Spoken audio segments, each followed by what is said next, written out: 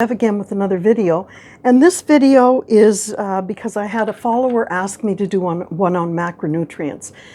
I mean, how many times have you seen a video on macronutrients, right? So I'm going to try and make this one a little bit different and see if I can give you something new to consider about macronutrients. First of all, the word macronutrients, right? Large size, essential nourishment. And of course there are micronutrients, small nourishment, so those are vitamins and minerals. Now if you have a great diet, you can get your micros within your macros, right? And the macros are in three categories: carbs, fats, and protein. But I want to throw in that water, of course, is an essential thing in terms of nutrition, because you can't support life without water, right? It's critical for growth, development, and of course overall health. But we won't talk about water today. So these three macronutrients, and you know, over the decades, people have thrown them under the bus, some of them, right? They never throw protein under the bus, thank goodness. But fats were thrown under the bus about 15 years ago, right? Oh, don't eat any fats, you know, they're high energy, you know, 9 calories per gram, you know, you're just going to get fat. Well, fortunately, that went out the window. Now everybody's against carbohydrates, and my guess is, you know, a few years from now, that'll go out the window. But people really should appreciate that your body needs all three, and it needs all three to meet completely different purposes in the body. So obviously, you know, carbohydrates, you need that for energy. You need it for it provides glucose fuel for your body 24 hours a day. These don't. This is the only one that does that. And if you don't eat a lot of this, you're not getting any fiber either, right? You only get fiber here. So fats, what do they do? Well, they do a lot of things. They build cell membranes, they transport vitamins. Proteins do a lot of things. They actually transport fluids. They create hormones, they create enzymes, they help your immunity, they rebuild skin cells, muscle cells, whatever. So all of these have different abilities in your body. And when you look at food, food is not a simple thing. It is never just one, right? It's going to be a combination. Most foods are a combination of two things. Some are three, you know, dairy products. You know, if you're not buying skim milk or whatever, like no fat, dairy products tend to be all three. But that's unusual in the food world. You know, I could take peanut butter, right? Peanut butter is a combination of protein and fat.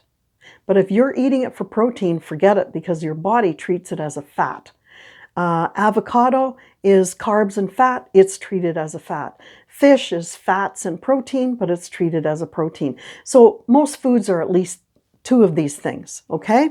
But carbs, I would say carbs are probably the most misunderstood carbohydrate, okay? They're saccharides. They are sugar chains.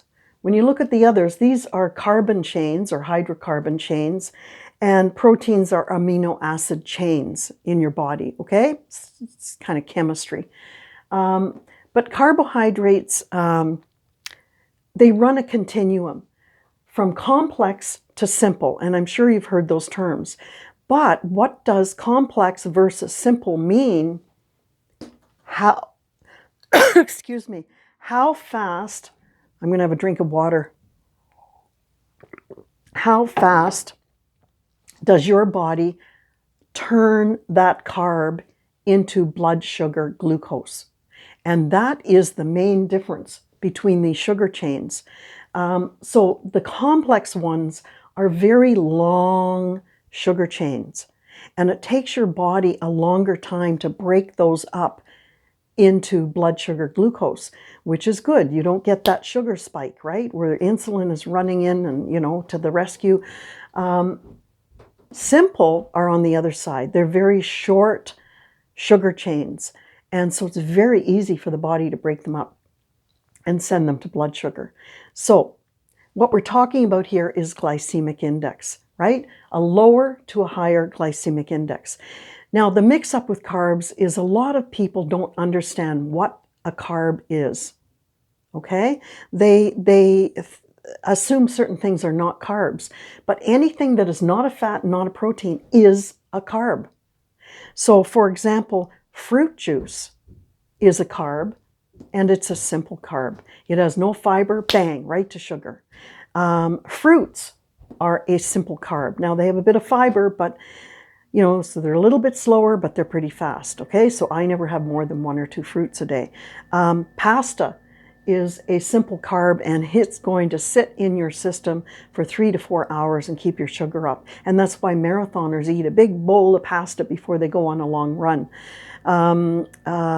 Processed foods with high fructose corn syrup, and you think fructose, oh, it's good, it's fruit. No, it's a simple sugar, bang, right to blood sugar. Soda pop, most breads, unfortunately, are simple sugars. Now, complex, of course, are vegetables and legumes and stuff, and you got all sorts of things in between. So be careful of your choice here. Don't eat a lot of these, eat much more of these. When we come down to fats, fats can be unsaturated, saturated, or trans fats.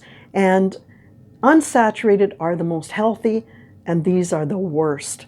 Now, unsaturated you get in liquid oils, some fishes, seeds, nuts, that kind of thing. Saturated tend to be from animal products.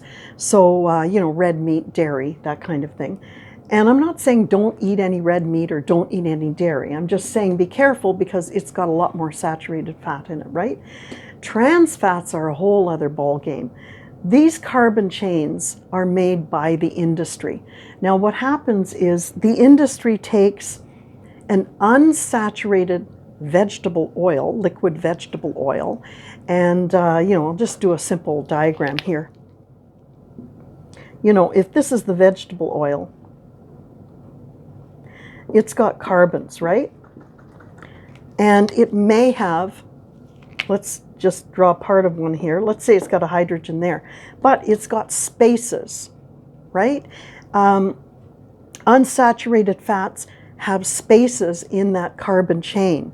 And so they are much more biologically active. This is what you want. The more biologically active this carbon chain is, then the less stable it is.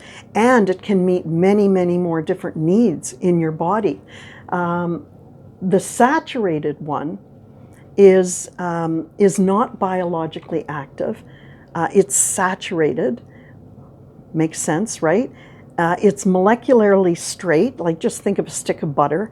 It's very stable, and so it can easily access your fat cells. So if we come back to this trans fats, what the food industry has done, right?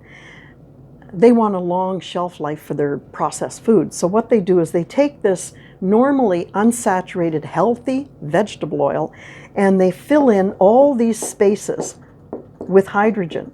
So it becomes a hydrogenated vegetable oil, or partially or wholly, it doesn't matter. They're throwing in a bunch of this, and they take an unsaturated and they make it saturated. But you don't want to eat saturated fats, so they give it a different name. They call it trans fats, and it is very highly unhealthy for your body. Now, protein has never been thrown under the bus. Thank God, right? So protein, all I'll say about protein, and you know the examples, lean, chicken, lean pork, lean beef. Fatty might be whole eggs, hamburger, the differences here. But you should really eat protein with every meal, because protein is the most inefficiently digested macronutrient of the three. It's very difficult for your body to break it down and process it. And so when you eat it with every meal, it fills you up, right? It is better for calorie burning, because for every 100 grams of protein you eat, it will cost you every 100 calories of protein you eat, it'll cost you 25 calories just to process it. These guys are only at 2 or 5%, okay? So thermogenic effect of protein is fabulous, okay? So all I want to say is be extremely careful with these chains, all right? Make sure the sugar is not hitting your body too fast. Make sure that these carbon chains are more biologically active, and try to eat protein with every meal, okay? So I hope that has helped, and I'll see you in the next video. Bye for now.